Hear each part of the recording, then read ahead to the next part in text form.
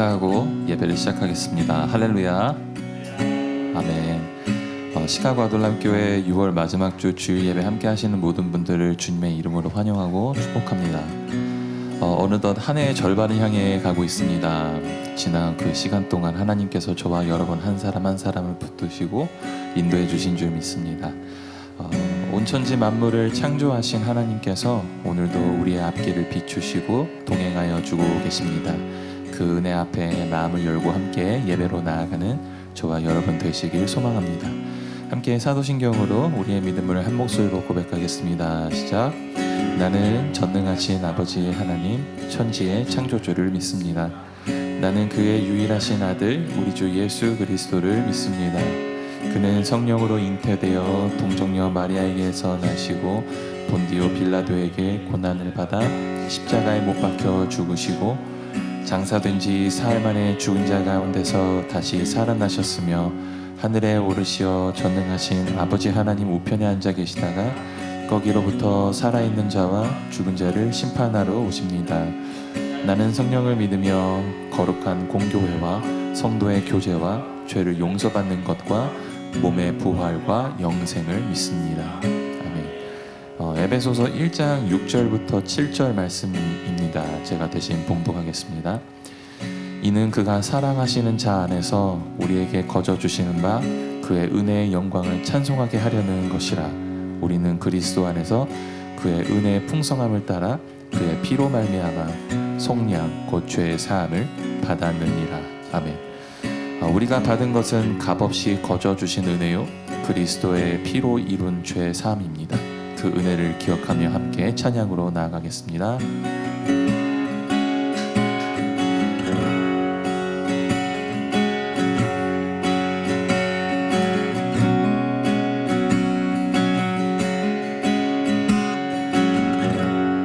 찬양합시다. 시작됐네. 시작됐네. 우리 주님의 능력이 나의 삶을 다스리고 새롭게 하네. 자유하네. 죄와 사망으로부터 나의 삶은 변하고 충만하네. 다시 한번 고백합시다. 시작됐네. 시작됐네.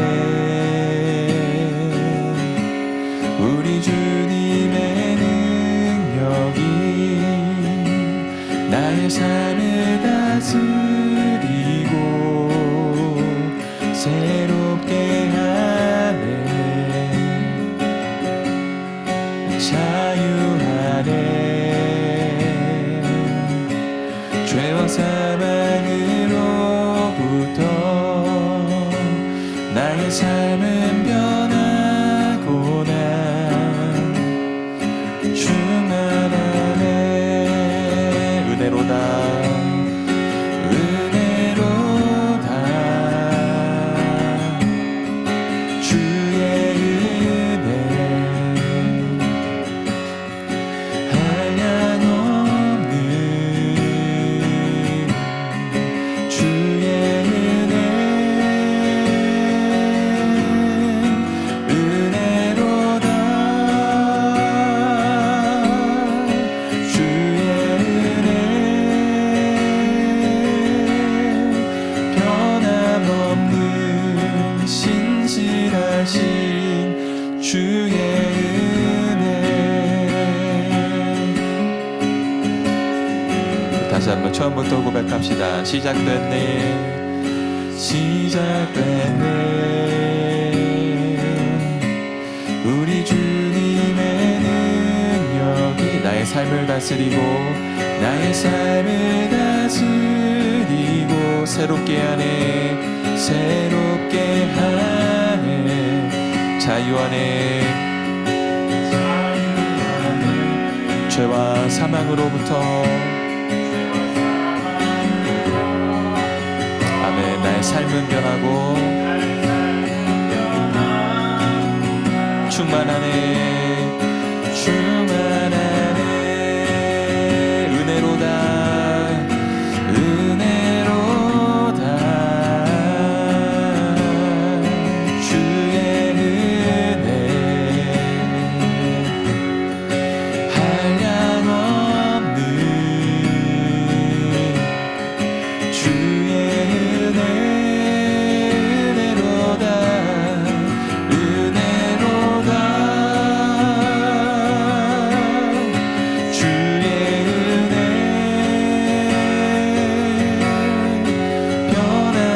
변함없는 신실하신 주의 은혜 함께 고백합시다. 그리스도 안에서 그리스도 안에서 은혜의 풍성하심을 따라 그분의 피로 제사함 얻습니다. 그리스도 안에서 그리스도 안에서 은혜의 풍성하심을 따라 그분의 피로 죄사함 얻습니다. 은혜로다 은혜로다 주의 은혜 한량없는 주의 은혜 은혜로다 주의 은혜 변함없는 신실하신 주의 은혜 은혜로다 은혜로다 주의 은혜 한량없는 주의 은혜 은혜로다 주의 은혜 변함없는 신실하신 주의 은혜 변함없는 신실하신 변함없는 신실하신 주의 은혜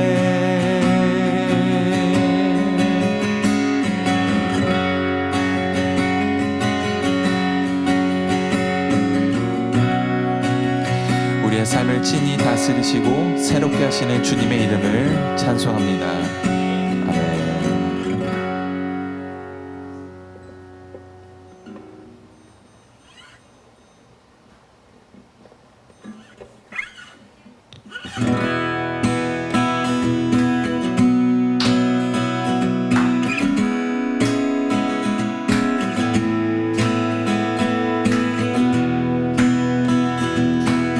주님 우리에게 너무나도 귀한 분이십니다. 함께 그 고백을 찬송에다가 주님께 드립시다. 이 세상의 부요함보다 이 세상의 좋은 친구보다 나의 꿈을 이루는 것보다 더 귀한 분 필요한 모든 것을 다 얻고 내가 원한 삶을 사는 것보다 어느 누구의 그 사람보다 다시 한번 이 세상의 부요함보다 이 세상의 부요함보다 이 세상의 좋은 친구보다 나의 꿈을 이루는 것보다 더 귀한 분 필요한 모든 것을 다 얻고 내가 원한 삶을 사는 것보다 어느 누구의 그 사랑보다 귀한 분 붙드소서 주님 나를 놓지 마소서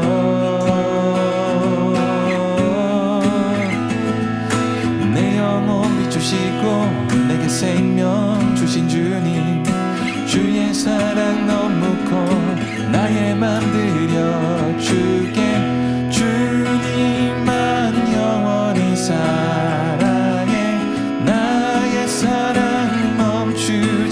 주님만 영원히 사랑해. 나의 사랑 멈추지 않으리.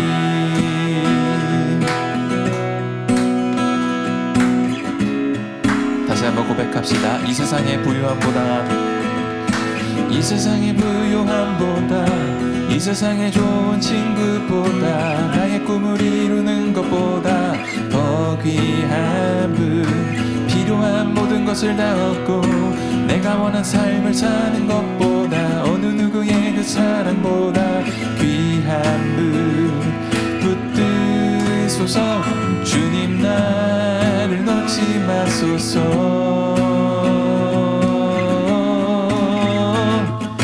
내 영혼 비추시고 내게 생명 주신 주님, 주의 사랑 너무 커 나의 맘 들여 주게. 주님만 영원히 사랑해.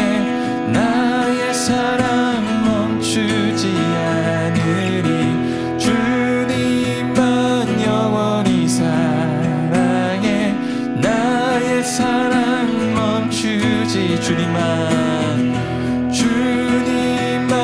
영원히 사랑해. 나의 사랑 멈추지.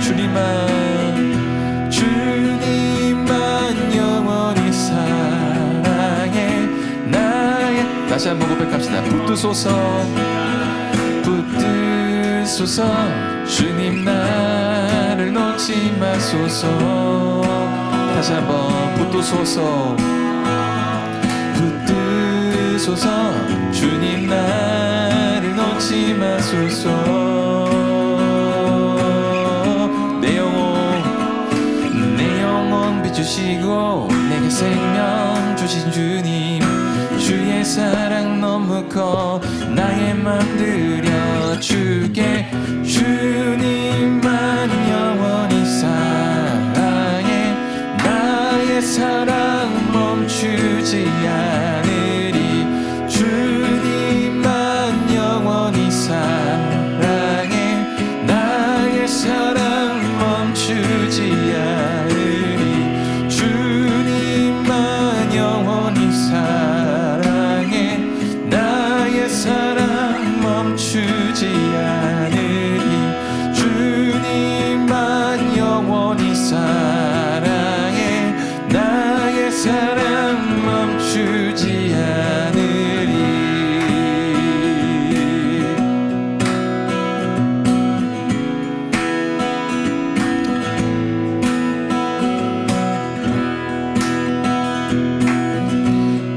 우리를 먼저 붙드시고 끝까지 놓지 않으시는 주님의 이름을 찬송합니다. 아멘.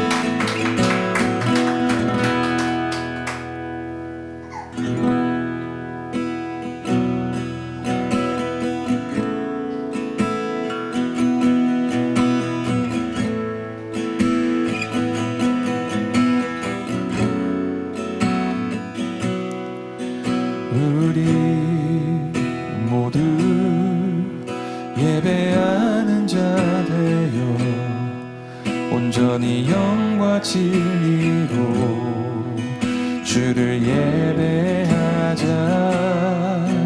주가 우리와 함께 영원히 함께 하시고 마르지 않는 샘물로 우릴 채우시리. 우리 모두 예배하는 자 되어 온전히 영과 진리로 주를 예배하자. 주가 우리와 함께 영원히 함께 하시고 마르지 않는 샘물로 우리 채우시리라.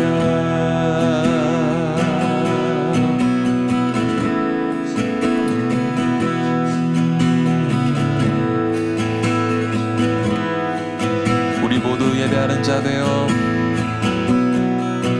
우리 모두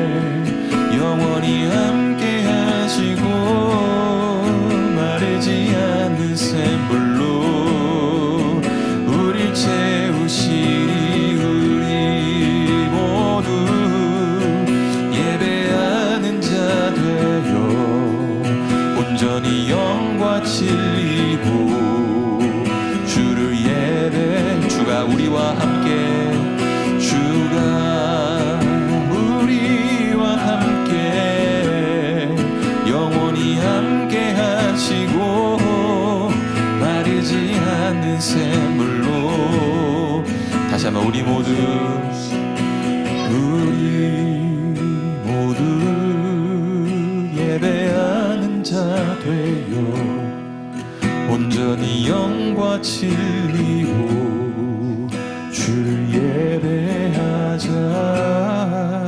주가 우리와 함께 영원히 함께 하시고 마르지 않는 샘물로 우릴 채우시리라.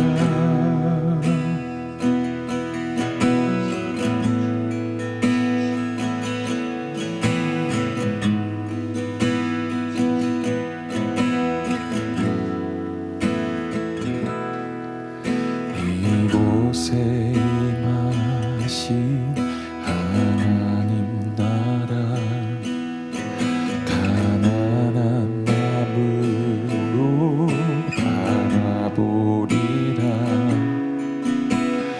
먼저 그 나라 그 뜻 구하며 나의 삶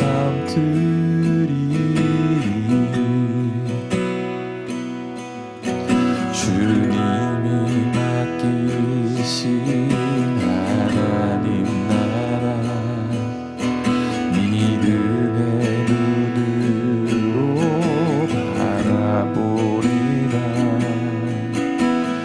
하늘의 뜻이 이 땅 가운데 완성될 그날까지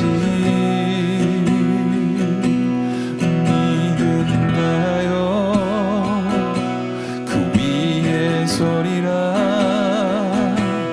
하나님의 나라는 무너지지 않으리.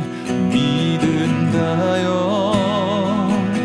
그 나라 세워가리라. 주님 곧 오실 때까지.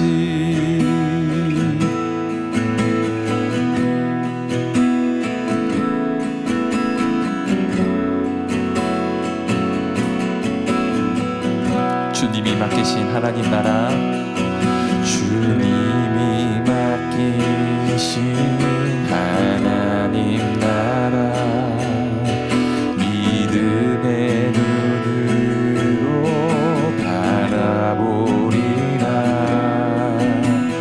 하늘의 뜻이 이 땅 가운데 완성될 그날까지 믿음 다하여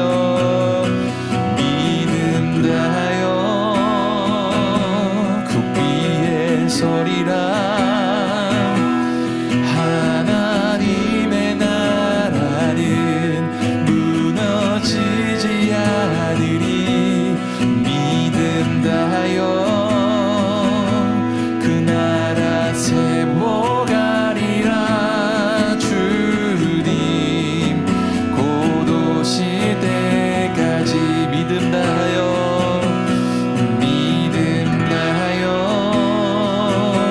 그 위에 서리라.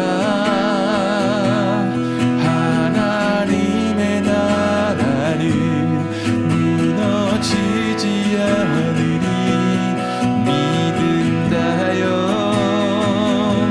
그 나라 세워가리라. 주님 곧 오실 때까지.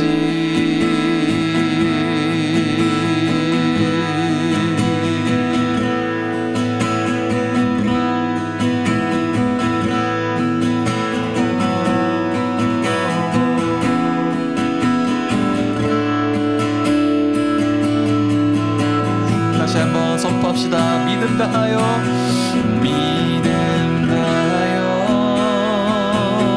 그 위에 서리라. 하나님의 나라는 무너지지 않으리. 믿음 다하여 그 나라 세워가리라. 주님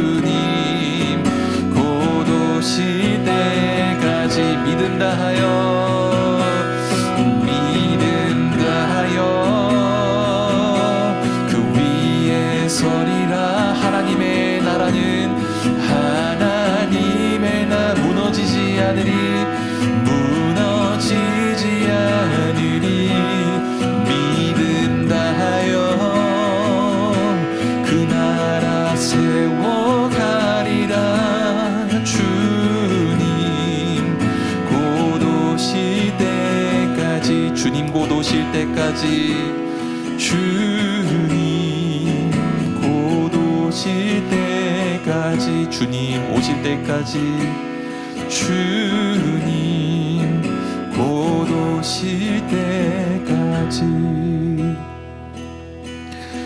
우리가 함께 기도로 나아갈 때에는 우리가 살아가는 그 자리, 우리의 가정과 일터와 관계 속에 임하신 하나님의 다스림을 위해 함께 기도했으면 좋겠습니다.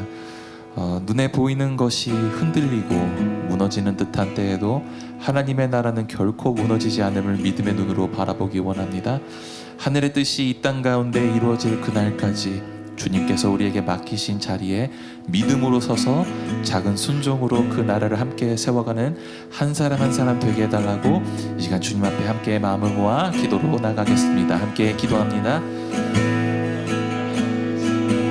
하시는 하나님 아버지 감사합니다. 하나님의 절망이 지나간 아버지 이 자리에서 정말 우리를 불러주시고 예배하게 하시니 감사드립니다. 주님 돌아보며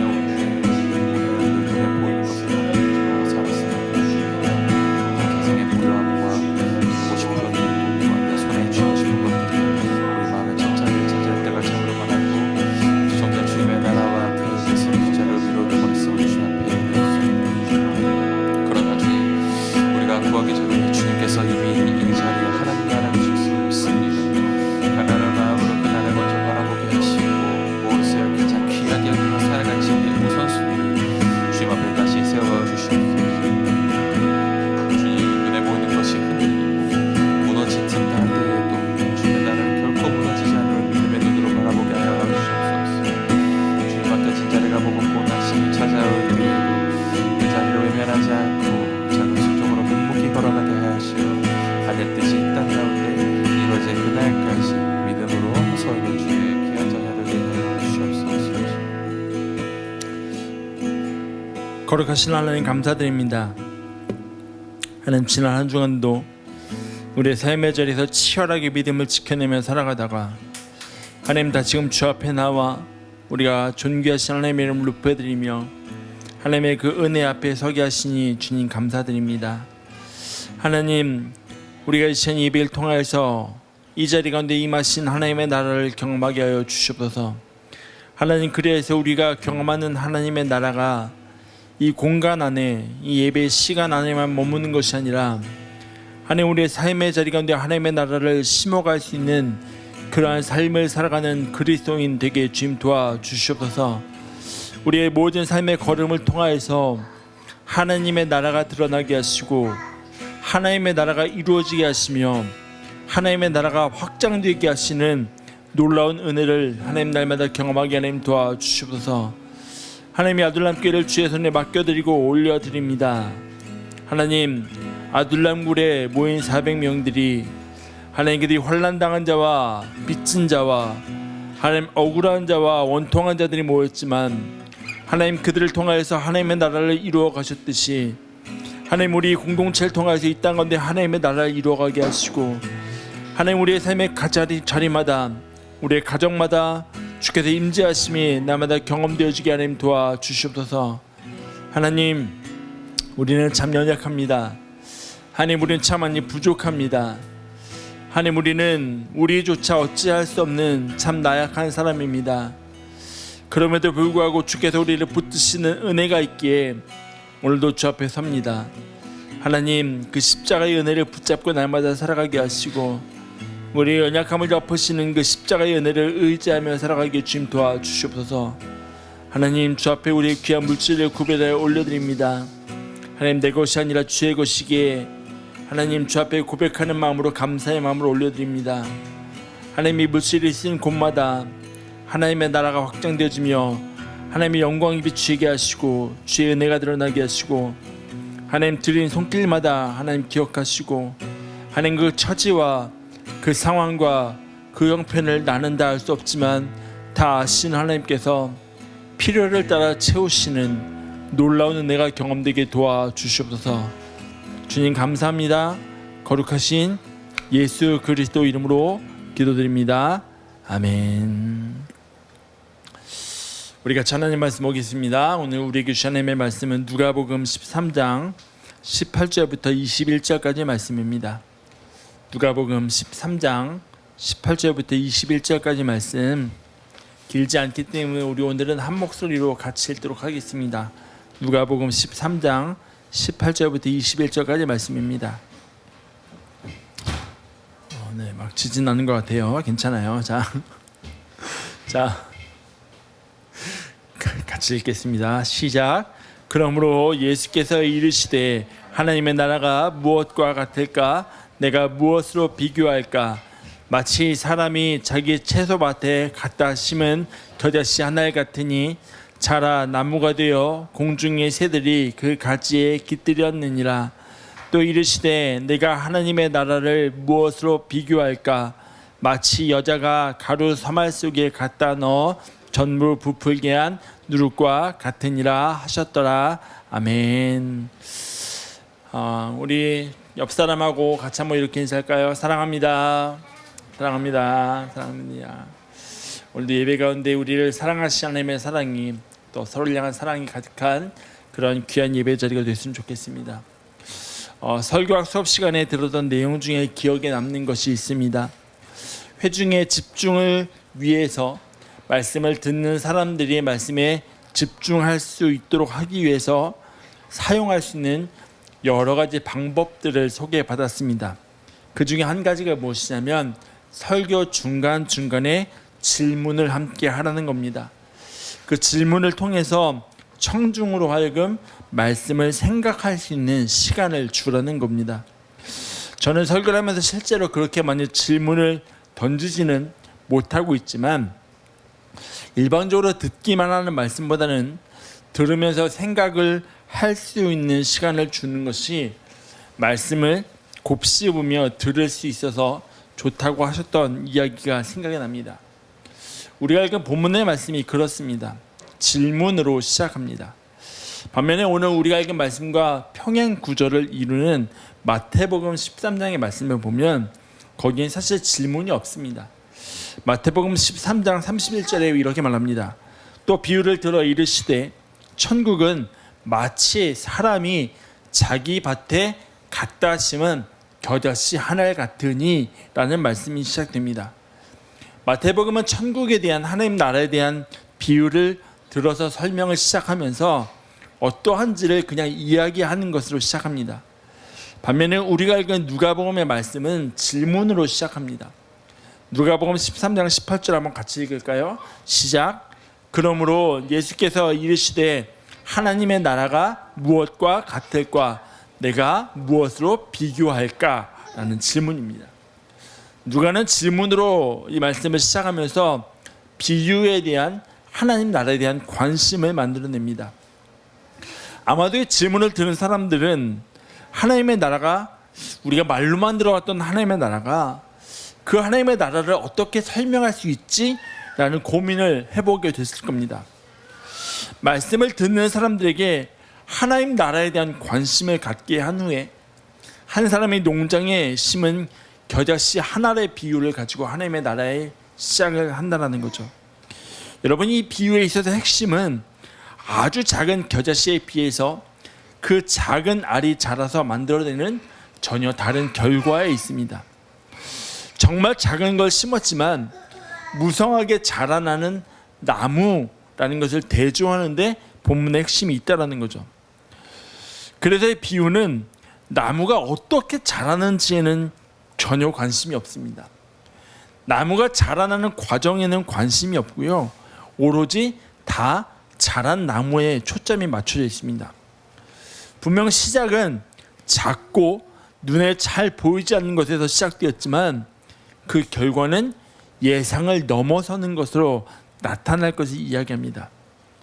여러분 보시면 이 비유는요, 예수님께서 오셔서 이루어 가시는 하나님의 나라를 그대로 보여준다는 거죠. 여러분, 예수님이 어떻게 오셨어요? 말구유라는 작은 곳에 낮고 천한 모습으로 오셨습니다. 근데 그분이 이루어 가시고 앞으로 이루어 가실 하나님의 나라는 예수님 처음에 오셨던 그 작은 모습 그대로가 아니라 상상을 넘어서는 모습일 것을 미리 보여주고 있다는 겁니다. 이어서 누가는 다음의 비유를 시작하기 위해서 또 같은 질문을 다시 한번 던집니다. 질문에 이어서 이번에는 여자가 가루 섬 아래 반죽에 갖다 넣은 누룩에 하나님의 나라를 비유해요. 여러분, 이 누룩은 밀가루의 반죽을 부풀게 하는데 초점이 맞춰져 있습니다.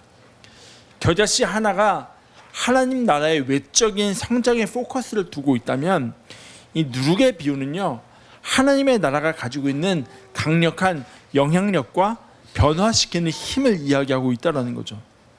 아무런 힘이 없는 것 같지만 그것이 밀가루 반죽 속에 들어갔을 때 그 미치는 영향력을 이야기한다는 겁니다. 여러분, 우리 삶의 자리 가만히 돌아보세요. 아무런 힘이 없는 것 같지만 강력한 힘을 가지고 있는 것들이 있습니다.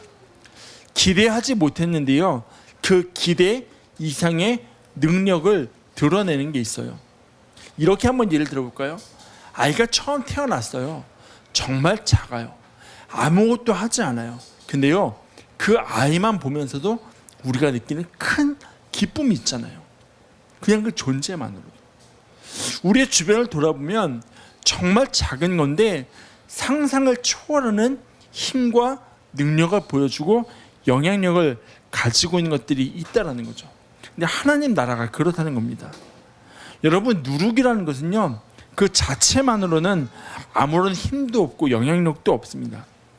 그런데 그 누룩이요, 밀가루 반죽을 만났을 때 보여주는 영향력은 상상을 넘어서는 힘을 가지고 있다는 거죠.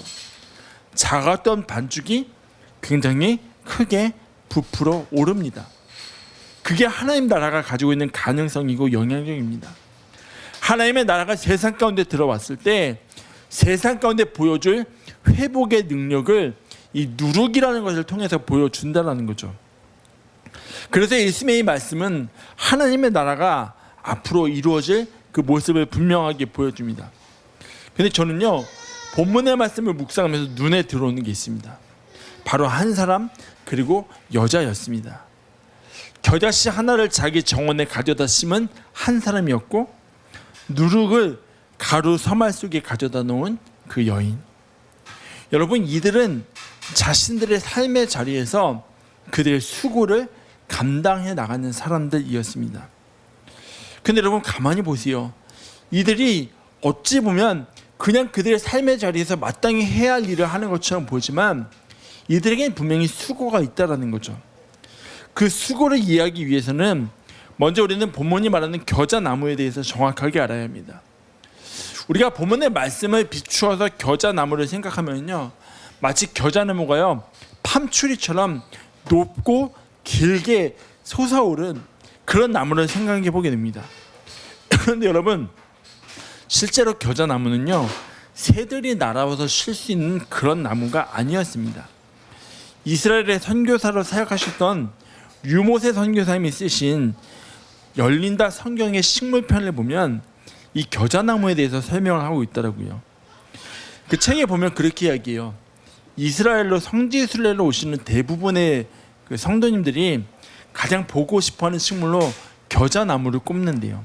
왜냐하면 아마도 무화과 나무와 함께 성경 안에서 많이 이야기되는 것이 겨자씨, 겨자나무이기 때문일 겁니다. 근데요, 대부분 이스라엘을 방문하는 사람들이 겨자나무를 생각하며 기대하는 게 있대요. 뭐냐면 큰 나무, 아름드리한 나무를 기대한대요. 근데 실제로 겨자나무를 보면 많은 사람들이 실망을 한다는 거죠. 눈앞에 펼쳐있는 갈릴리 호수를 보면서 은혜를 받지만 갈릴리 호수 주변에 잡초처럼 자라있는 겨자나무를 보게 되면 기대와는 너무 다른 모습에 실망을 하게 된다는 겁니다. 그래서 사진을 하나 준비했거든요. 여러분, 지금 화면에 보이는 이 그림이요, 성경에서 예수님 말씀하시는 겨자나무의 모습입니다. 우리가 생각하는 그런 나무의 모습은 아닙니다. 새가 와서 쉼을 얻는 그런 나무의 형태는 아닙니다. 어디에서나 볼 수 있는 잡초 같은 모습이 실제 겨자나무의 모습이라는 거죠. 근데 여러분, 여기서 중요한 사실이 한 가지 있습니다. 그것은 뭐냐면 볼품없는 잡초와 같은 풀을 나의 정원에, 나의 채소밭에 갖다 심는 사람이 있었다는 거죠. 여러분, 사람이 주로 정원을 가꿀 때는요, 아름답고 좋은 꽃과 나무를 심어서 잘 가꾸려고 합니다. 잡초를 일부러 갖다 심는 사람은 아무도 없습니다. 그래서 유모세 선교사님도 책에서 그런 이야기를 해요. 겨자풀은요, 정원을 가져다 심을 만큼 보기에 아름답지도 않고 향기도 없대요. 그냥 잡초 중에 잡초가 바로 겨자풀, 겨자나무라는 겁니다. 볼품도 없고요, 아름답지도 않고요, 쓸모도 없는 것처럼 보이는 게 바로 겨자나무입니다.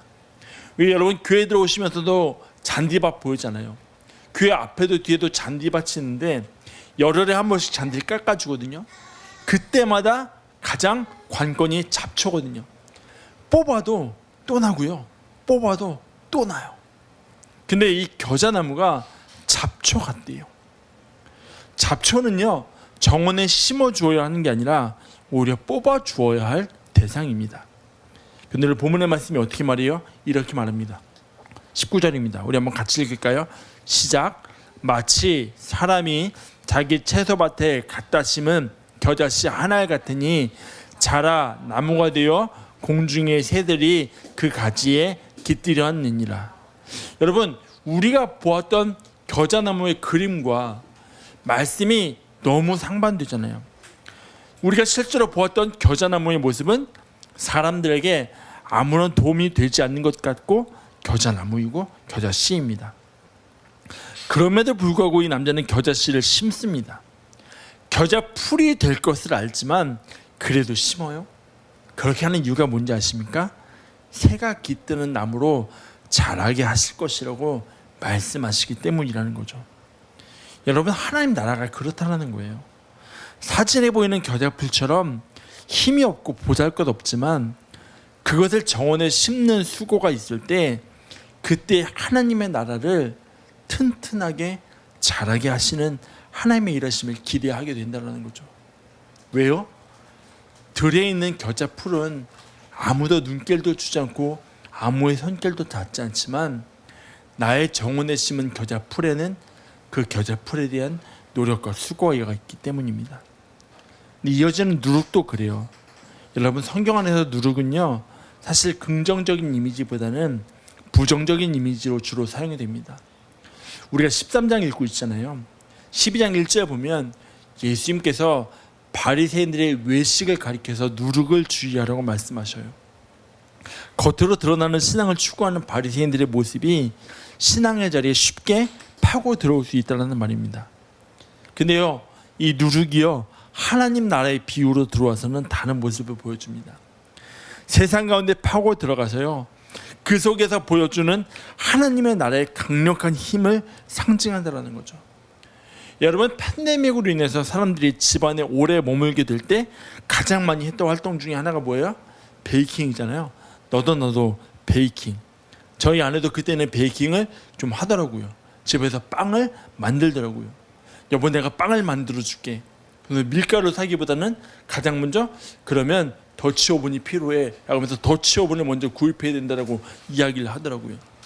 그래서 그걸 사고요, 빵을 만드는 과정을 옆에서 쭉 지켜봤는데요, 밀가루 반죽을 하고요, 그 안에 이스트를 넣잖아요. 빵이 부풀도록 하기 위해서. 근데 여러분, 이스트가요, 빵 반죽에 들어가면요, 사라지는 것 같아요. 더 이상 이스트 본래의 모습이 남아있지가 않아요. 그래서 겉으로 보기에는 그냥 밀가루 속에 들어가서 아무런 영향력도 없고 힘도 없는 것처럼 보이는 게 바로 이스트입니다. 하지만 그 속에서 자신의 역할을 하며 살아냅니다. 누룩이 그래요. 반죽 속에 들어가게 되면 그 본래의 모습과 형체를 잃어버리는 것 같지만 그 속에서 자신의 역할을 해 나간다는 거죠. 하나님의 나라가 그렇다는 겁니다. 세상 속에 심어진 하나님의 나라, 우리가 보기에는 아무런 영향력도 없는 것 같아요. 형체도 없어 보여요. 그래서 때로는 그 하나님의 나라가 가치조차 없는 것처럼 느껴질 때가 많아요. 그래서 우리가 하나님의 나라를 심는 일을 과연 계속하는 게 맞는가라는 의문까지 들 때가 있다는 거죠. 여러분, 본문이 우리에게 보여주는 것은 사라지는 게 아니라 그 속에서 하나님의 나라를 살아내고 있다는 겁니다. 분명히 형체는 사라지지만 그 그 안에서 움직이고 있다는 겁니다. 보이지 않게 하나님의 나라를 확장해 감이 있다는 거예요. 근데 여러분, 이 누룩의 비유에서도 중요한 게 있습니다. 제가 한번 설교에서 말씀을 드렸던 것 같은데, 유대 사람들이 누룩을 보관하기 위해서는 그 전에 반죽에서 일부를 떼어서 보관을 해야 했습니다. 왜냐하면 내일의 반죽에도 또 누룩을 넣으려면 오늘의 반죽에서 조금 누룩을 떼어내서 보관을 해야 돼요. 근데 중동의 더운 날씨에서 그 누룩이 부패하지 않고 상하지 않기 위해서는 항아리에 보관해야 되는 수고가 있거든요. 그러니까 누룩이 유지되기 위해서는 누군가의 수고가 계속해서 있어 왔다는 거죠. 여러분, 우리가 읽은 말씀에서 한 사람, 오늘은 한 남자로 되어 있거든요. 그 남자와 그리고 한 여자에게 하나님의 나라를 위한 수고가 있다는 겁니다. 아무것도 아닌 것 같은 것을 가져다가 심는 수고가 있어요. 귀찮고 번거로울 것 같지만 매번 누룩을 남기는 수고가 있다는 거죠. 여러분, 이 수고에 있어서 보여지는 게 하나 있습니다. 그게 뭔지 아십니까? 이 사람들은 속단하지 않아요. 겨자씨의 실제 모습은 잡초와 같은 풀이라고 말했습니다. 어떤 것을 기대할 수 없는 게 겨자풀이에요. 씨로 보자면 작아요. 그리고 정원에 심기에는, 아름다운 정원은 오히려 해칠 수도 있는 게 겨자나무고 겨자풀이에요. 더욱이 여러분, 본문의 말씀 가만히 보세요. 겨자씨를 심었다라고 얘기하지 않고요, 겨자씨 하나를 갖다가 심었대요. 겨자씨 하나리래요. 싹을 틔울지 틔우지 않을지도 알 수 없어요. 근데 그럼에도 불구하고 그 하나에 대해서 성급하게 판단하지 않아요. 그저 심어요. 하나님께서 자라게 하실 것에 대한 믿음으로 그 씨를 심는다라는 거죠. 바울이 말하듯이 나는 심었고 아볼로는 물을 주었을 때 자라게 하신 분은 하나님이라는 고백처럼 판단하지 않고 심어요. 이 사람이 지금 그래요. 근데 여러분, 우리는 어때요? 성급하게 판단해요. 겉으로 드러나는 것 가지고 판단해요. 요한복음 6장을 보면 오병이어 사건이 기록되어 있습니다. 수많은 사람들이 모여 있었고 먹을 것이 없어요. 예수님께서 먼저 빌립에게 질문하셔요. 빌립아, 우리가 어디에서 떡을 사서 이 사람들을 먹이겠느냐라고 질문하실 때 빌립이 그렇게 대답해요. 예수님, 각 사람에게 조금씩 받을지라도 200데나리온의 떡이 부족하다라고 이야기해요. 이때 안드레가 예수님을 찾아오거든요. 그리고 그렇게 이야기해요. 요한복음 6장 8절과 9절입니다. 제자 중 하나 곧 시몬 베드로의 형제 안드레가 예수께 여짜오되 여기 한 아이가 있어 보리떡 5개와 물고기 2마리를 가지고 있나이다. 그러나 이것이 이 많은 사람에게 얼마나 되겠사옵나이까. 안드레 예수님께 찾아와서 사실을 이야기해요. 팩트를 말해요. 예수님, 여기 보리떡 5개와 물고기 2마리 있습니다. 팩트예요. 사실이에요. 그런데 그 뒤에 말은 그의 판단이에요. 이것이 얼마나 되겠습니까? 아마 안드레의 대답에 대해서 어떤 사람들은 너무 믿음 없는 거 아니야? 그동안 예수님하고 같이 했던 시간이 얼만큼인데. 근데 저는 사실 제가 보기에는 안드레의 판단은 되게 정확한 것 같아요. 정말 현실에 근거한, 정말 우리에게 필요한 판단인 것 같아요.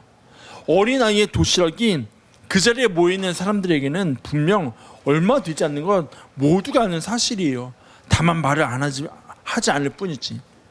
그런데 그의 판단은요, 오랜 시간이 지나지 않아서 너무 성급했음이 드러나요. 보리떡 5개와 물고기 2마리를 축사하신 예수님께서 제자들에게 나눠주라 하십니다. 그리고 뭐라고 해요? 먹고 남은 것이 12광주리가 되었다라고 이야기해요. 진짜 아무것도 아닌 것 가지고 이루어 가시는 하나님 나라의 모습을 보여준다는 거죠. 여러분, 우리가 삶의 자리에서 내리는 섣부른 결론들이 있습니다. 가정 안에서 그렇게 이야기하는 사람들이 있어요. 목사님, 어차피 우리 가정은요, 어차피 우리 남편은요, 목사님 어차피 내 아내는요 어떻게 해도 바뀌지 않아요. 그냥 우리는 이대로 사는 게 맞아요 라고 이야기하면서 서로의 다름을 인정하는 게 아니라 포기해버린다는 거죠. 하나님의 나라를 심을 시도조차 하지 않는다는 거예요. 목사님, 우리 아이는요 그냥 이게 최선이에요. 자기 주장만 강하고요, 자기 하고 싶은 대로 하고요, 그게 다예요. 그러면서 그냥 포기해버리고 하나님의 나라를 심을 시도조차 하지 않는다라는 거죠. 직장에서는 어때요? 목사님, 직장은요 그냥 일하면서 돈 받는 것이요, 제가 어떠한 관계를 맺고요, 어떠한 신앙적인 노력을 해야 할 필요가 없는 곳이라고 이야기하며 우리는 살아가요. 하나님의 나라를 분명히 살아가면서 우리가 느끼는 은혜가 있지만 그 하나님의 나라를 심으려고 하지 않는다라는 거죠. 해야 할 이상의 것을 하지 않는다라는 거죠. 근데 제가 본문의 말씀을 보다가 왜 하나님의 나라를 굳이 겨자씨를 채소밭에 심는 것과 누룩의 비유인 두 가지를 가지고 말씀하실까를 고민을 해보게 됐거든요. 근데 말씀을 묵상하다가 뭐가 보였냐면요, 대표적인 우리 삶의 영역 두 곳이 보이는 거예요. 채소밭, 한 사람이 가꾸는 일하는 공간, 삶의 터전이에요. 누룩이 이루어진 곳, 밀가루 반죽이 이루어진 곳, 삶의 자리예요. 가정이에요. 그곳에 우리가 오늘부터 하나님의 나라를 심어갈 때 지금은 연약해 보이고 그 하나님의 나라가 아무런 힘도 없는 것 같을지 모르나 그 속에서 하나님 이루어가시는 강력한 하나님의 나라를 경험하게 하심이 분명히 있을 거라는 거죠. 왜요? 그게 오늘 우리의 부르심이기 때문입니다. 여러분, 시편 120편부터 134편까지는요 모든 시에 똑같은 표제어가 하나 붙어 있습니다. 뭐냐면요, 성전에 올라가는 노래라는 제목입니다. 그 중에 시편 126편에는요 뭐라고 하나가 더 붙었냐면 여호와께서 포로를 돌리시도다라는 제목이 붙어 있어요. 그래서 이 시의 전체적인 내용이 어떠한지를 보여줘요. 흔히 이 시편을요 삶의 괴로움과 짐에 눌려서 한숨을 짓는 사람들을 위해서 위로와 희망을 담고 있는 시편이라고 해석을 해요.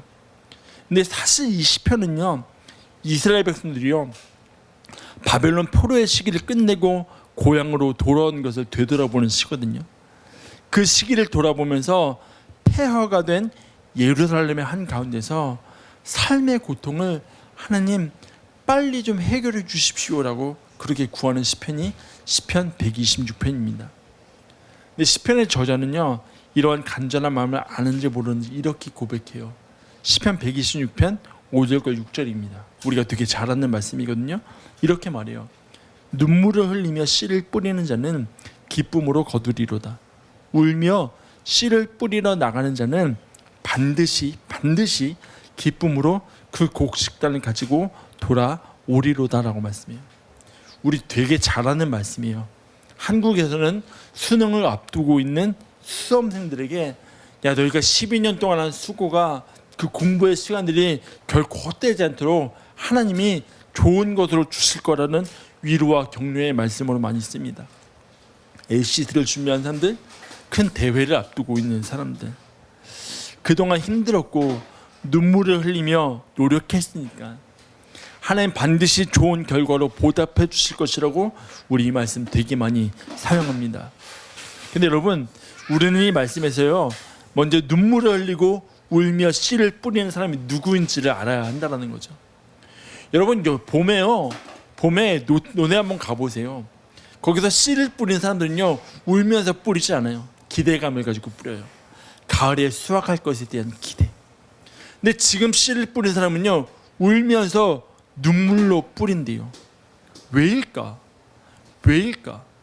그냥 단순히 미래에 대한 수확을 바라보면서 씨를 뿌리는 사람이라면 기쁨으로 뿌리겠지만 이들은 씨를 뿌리지만 어떠한 소망도 없는 사람들이었거든요.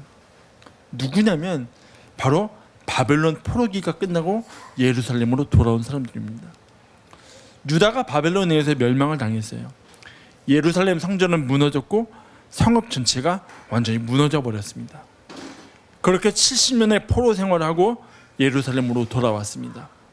버려진 땅으로 돌아왔어요. 버려져 있던 땅으로 돌아왔어요. 누가 그 땅에 살고 싶겠습니까? 그 누구도 그 땅에 살고 싶어 하지 않았어요. 근데 그 땅에 예루살렘의 세 부류의 사람이 살게 됩니다. 첫 번째는 지도자들, 책임감을 가지고 있는 사람들. 두 번째로는 자원하는 사람들, 그리고 사명감을 가지고 내가 그 땅에 살겠다던 사람들. 마지막 어떤 사람들 아세요? 제비 뽑힌 사람들. 느헤미야 11장 1절 2절이 이렇게 말씀합니다. 백성의 지도자들은 예루살렘에 거주하였고 그 남은 백성은 제비 뽑아 10분의 1은 거룩한 성 예루살렘에 거주하게 하고 10분의 9는 다른 성읍에 거주하게 하였으며 예루살렘에 거주하기를 자원하는 모든 자를 위하여 백성들이 복을 빌었느니라. 여러분, 백성들이 복을 왜 빌었다고 생각하십니까? 그 땅이 얼마나 살기 힘든지 아니까. 그래, 우리가 그들 위해서 복이라도 빌자, 이런 거죠. 여러분, 당시 예루살렘의 상황은요, 이전에 누렸던 아름다움은 없었습니다. 성경에서는요, 포로지에서 돌아왔을 때 예루살렘의 모습에 대해서 이렇게 말해요. 성은 크고 넓었지만 인구가 얼마 되지 않았고 완성된 집들도 거의 없었다. 예루살렘이라는 상징성이 있지만 그 땅에서 살아가는 이들은요, 그냥 노숙이에요. 말이 좋아 예루살렘이지 그냥 길가에 앉아서 살아가야 되는 사람이에요. 근데 어떻게 해요? 제비 뽑혔으니까 살아야죠. 지금 그들의 삶을 이야기하는 거예요. 울며 씨를 뿌리는 사람들, 눈물로 씨를 뿌리는 사람들, 그 땅을 위해서 제비 뽑혀서 눈물을 흘리며 남아있던 그들을 통해서 이루어 가실 하나님의 회복이 있음을 보여주고 있다는 거죠. 여러분, 그게 우리의 사명입니다. 아무것도 보이지 않아도요, 가정 안에, 직장 안에, 우리의 삶의 자리 가운데 하나님의 나라를 심어내는 것, 그게 우리의 사명이고 우리의 부르심이라는 거죠. 바라기는 매일의 삶의 자리 가운데, 저와 여러분의 가정 가운데, 삶의 자리 가운데 하나님의 나라를 심어갈 수 있는 귀한 그리스도인이 되시길 주의 이름으로 축원합니다. 그러한 삶의 여정을 통하여서 우리 가정 가운데 이루어 가시는 하나님의 나라를 경험할 수 있는 저와 여러분 되시길 주의 이름으로 소원합니다. 일부 예배를 마치고요, 11시 예배를 드리기 전에 셀폰으로 메시지가 하나 왔어요. 2주 전에 제가 남아공의 영상 하나 보여드렸잖아요. 선교사님께서 영상을 보내주셨어요. 메시지를 하나 보내주셨더라고요. 이렇게 있더라고요. 샬롬 정 목사님, 평안하지요? 남아공 안성준 선교사입니다. 우선 고맙다는 이야기를 전하고 싶어요. 소정교회를 통해 목사님의 마음까지, 시카고 아둘람교회의 마음까지 전해받고 깜짝 놀랐어요. 하나님께서 여러 가지 모양으로 많은 사람들을 통해 위로해 주심을 한 번 더 경험하고 감사했습니다. 목사님, 아둘람 교회가 주의 나라와 영광을 위해 아름답게 세워지길 기도하겠습니다. 오늘도 우리가 심어가는 하나님의 나라는 어디인 것은 누군가에게는 위로로, 힘으로, 또 살리는 힘으로 나타나고 있는 겁니다.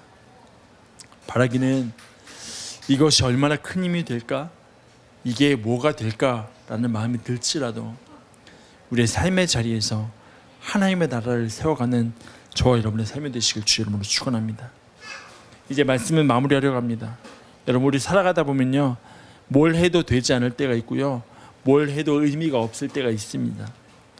나는 선한 마음으로 사명감을 가지고 시작한 일이지만 돌아오는 것은 내 생각과 전혀 다를 때가 있습니다. 과연 내가 이 자리에서 아무런 소망이 없는 것 같은 이 상황을 붙잡고 늘어지는 게 맞을까? 차라리 여기서 놓아버리는 게 낫지 않을까 싶은 마음이 들 때가 있습니다. 성경 안에도 그런 마음으로 살아갔던 한 사람이 있어요. 누군지 아십니까? 바로 예레미야입니다.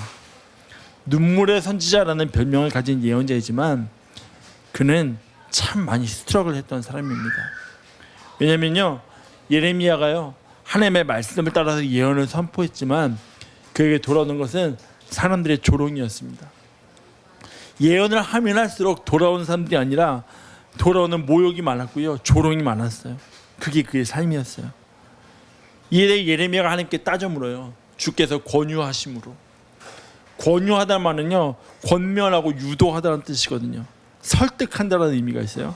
그런데요, 히브리어 성경을 보면요, 이 말이 약하지만 어떤 의미가 있냐면요, 속여 꿰다라는 의미가 있어요. 속여서 꿰다. 예레미야가 그렇게 얘기하는 거예요. 주께서 나를 권유하심으로. 이 말의 의미가 뭐냐면, 하나님, 나 하나님께 속았습니다. 하나님, 저 속이셨어요. 하나님, 내가 하나님 말씀 들었더니요, 하나님 되는 것도 없고요, 하나님 내가 미숙하고요, 어리고요, 하나님 내가 잘 모르는 걸 가지고 하나님 나 이용하시잖아요. 하나님, 나 더 이상 하나님의 말씀 전하지 않을래요. 라고 하나님 앞에 따져 묻습니다. 그리고 하나님의 말씀 더 이상 전하지 않겠다라고 해요. 하나님, 나 하나님 말씀 더 이상 하지 않을래요.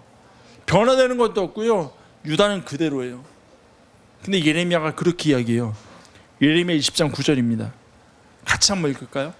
시작. 내가 다시는 여호와를 선포하지 아니하며 그의 이름으로 말하지 아니하리라 하면 나의 마음이 불붙는 것 같아서 골수에 사무치니 답답하여 견딜 수 없나이다.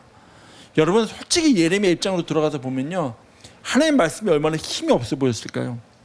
아무리 전해도 사람들이 변하지 않고 상황은 그대로인데 예레미야의 눈에 하나님의 말씀이 아무런 가능성도 없어 보이지 않았을까요? 근데 예레미야가 그렇게 얘기해요. 하나님, 근데요, 내가 하나님의 말씀을 전하지 않는다고 하지만 그 말씀이 내 골수에 사무친다고. 그래서 내가 답답해서 견딜 수가 없다고. 여러분, 우리가 심는 하나님의 나라를 향한 마음이 그러하길 주의 이름으로 소원합니다. 지금은 그 하나님의 나라가 아무것도 아닌 것처럼 보이고 아무런 힘도 없어 보이지만 분명한 것은 저와 여러분의 삶의 자리에 이루어 가시는 하나님의 나라의 능력이 있다는 거죠. 그 하나님의 나라를 바라보며 오늘도 저와 여러분의 삶의 자리 가운데, 가정 가운데, 직장 가운데 작지만 힘없어 보이지만 그럼에도 불구하고 하나님의 나라를 심어가며 하나님의 나라를 세워가며 하나님의 나라를 이루어가는 귀하고 복된 믿음의 여정이 되어서 우리로 하여금 이 땅 가운데 하나님의 나라의 강력한 영향력을 드러내는 통로로 쓰임받는 저와 여러분의 삶이 되시길 주의 이름으로 축원합니다. 우리 같이 찬양하고 기도하도록 하겠습니다. 우리 시간에 하나님 앞에 내 모습 이대로 사랑하시네, 연약함 그대로 사랑하시네, 우리 찬양 함께 하면서 기도하도록 하겠습니다.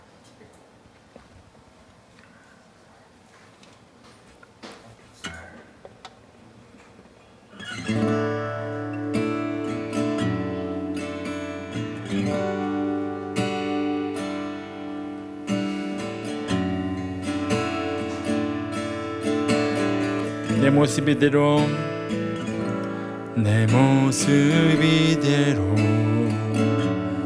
사랑하시네, 연약함 그대로 사랑하시네, 나의 모든 말걸음 주가 하시나니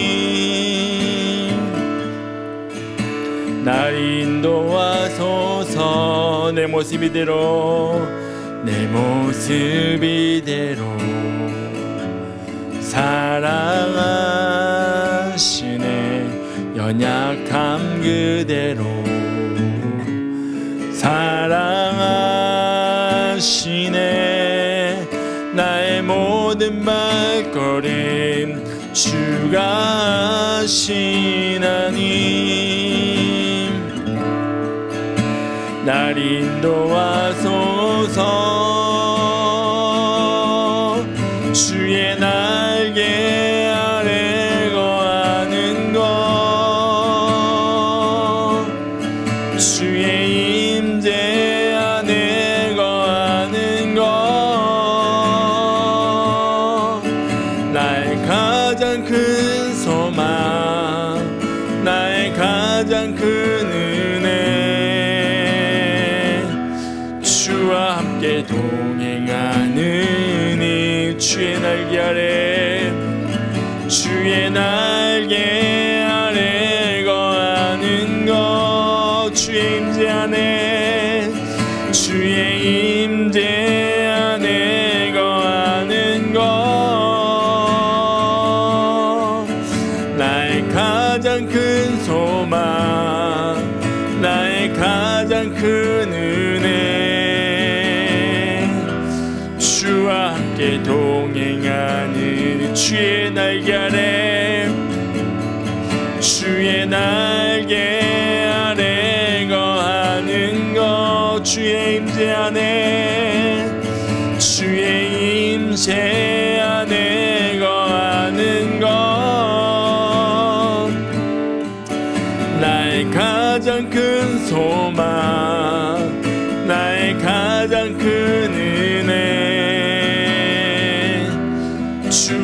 함께 동행하는 이 주의 날개 아래 주의 날개 아래 거하는 것 주의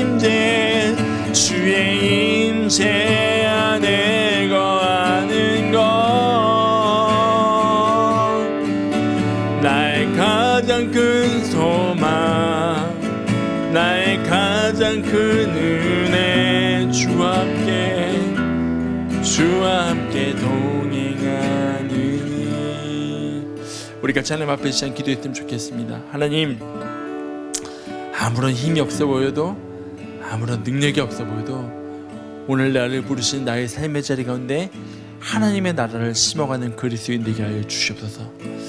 하나님과 하나님의 나라가 지금은 작은 겨자씨 같고 아무런 힘이 없는 누룩 같아 보여도 이루어가신 하나님의 나라가 있음을 믿기에 오늘 나의 삶의 자리 가운데 하나님의 나라를 심어가는 그리스도인 되게 하여 주시옵소서.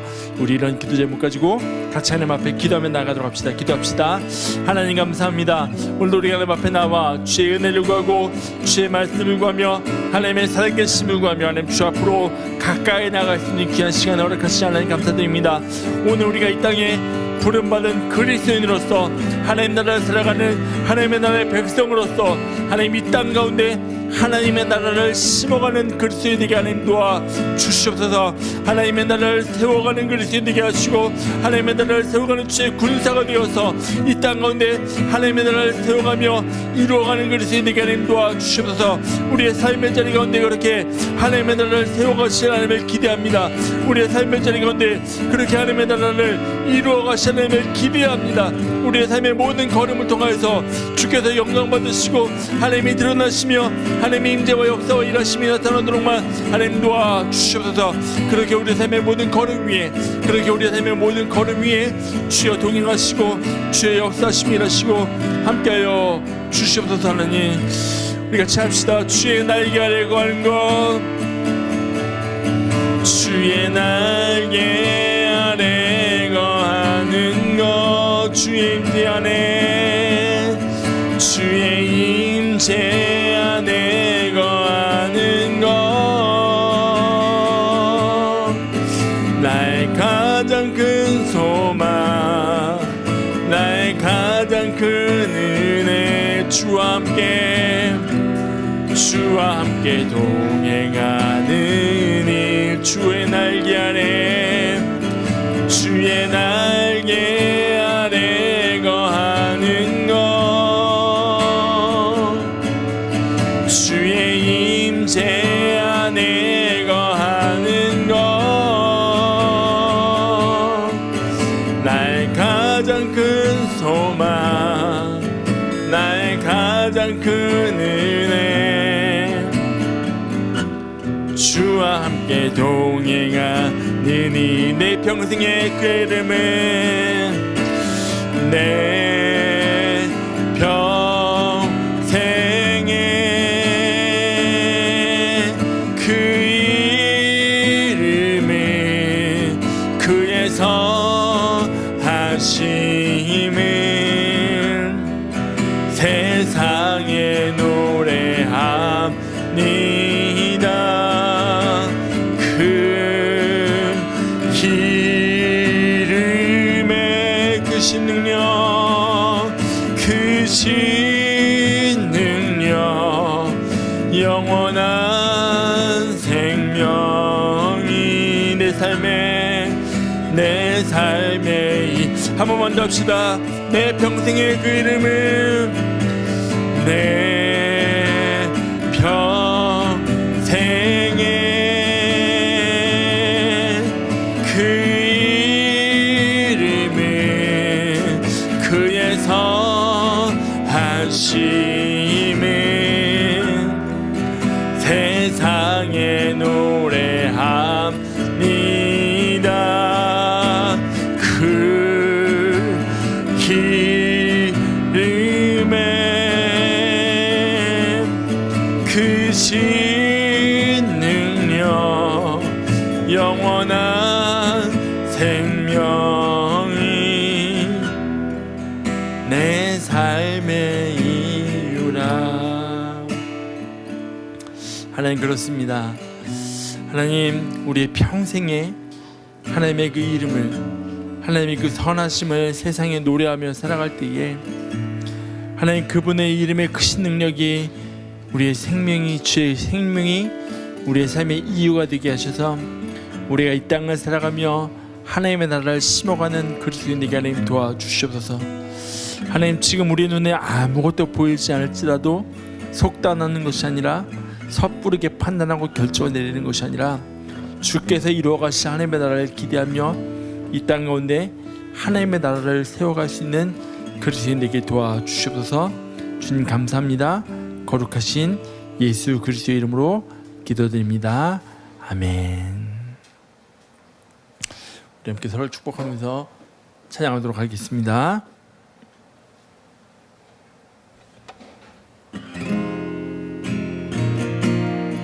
주의 말씀 앞에 선,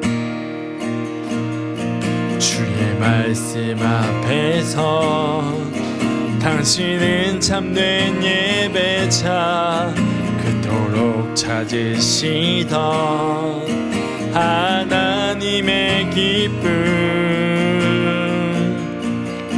이 세상을 향한 거룩한 생명빛 되어 이 세상을 위한 구원의 소망 되어 영원한 하나님의 나라 함께 세워가리. 하나님의 나라를 세워가신 하나님 앞에 감사의 박수를 드리겠습니다. 아멘. 그의 소식을 함께 나누도록 하겠습니다. 우리 계속해서 다음 세대의 예배를 위해서 기도해 주시기 부탁드립니다. 다음 세대 예배 시간이 정말 하나님께서 세워가시는 세대를 위한 선교의 기지가 되고 매주 이루어지는 성경 공부를 통해서 다음 세대 안의 말씀에 씨앗이 심겨지도록 기도 부탁드립니다. 특별히 8월부터는 다음 세대의 새가족 교육을 기획하고 준비하고 있습니다. 시간 통하여서 다음 세대 안에 믿음의 씨앗이 믿음의 뿌리가 내리도록 기도 부탁드립니다. 매주 목요일 저녁 더 케이브 미니스트리 예배가 있습니다.